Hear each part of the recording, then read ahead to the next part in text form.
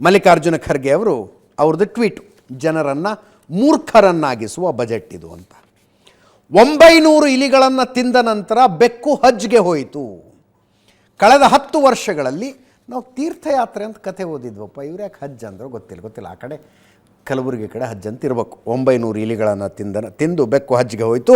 ಕಳೆದ 10 ವರ್ಷಗಳಲ್ಲಿ ಮೋದಿ ಸರ್ಕಾರ ಮಧ್ಯಮ ವರ್ಗದಿಂದ 54,18,000 ಕೋಟಿ ಆದಾಯ ತೆರಿಗೆ ಸಂಗ್ರಹಿಸಿದೆ. ಈಗ 12 ಲಕ್ಷದ ತನಕ ತೆರಿಗೆ ವಿನಾಯಿತಿ ಕೊಡ್ತಾ ಇದ್ದಾರೆ. ಇಡೀ ದೇಶ ಹಣದುಬ್ಬರ, ನಿರುದ್ಯೋಗ ಸಮಸ್ಯೆಯಿಂದ ಬಳಲ್ತಾ ಇದೆ. ಆದರೆ ಮೋದಿ ಸರ್ಕಾರ ಸುಳ್ಳು ಹೊಗಳಿಕೆ ಗಳಿಸಲು ಹಠ ಹಿಡಿದಿದೆ. ಇತ್ಯಾದಿ ಇತ್ಯಾದಿ. ರೈತರ ಆದಾಯ ಡಬಲ್ ಮಾಡೋದು ಹೆಂಗೆ, ನಿಮಗೊಂದು ಮಾರ್ಗಸೂಚಿ ಇಲ್ಲ, ಏನಿಲ್ಲ.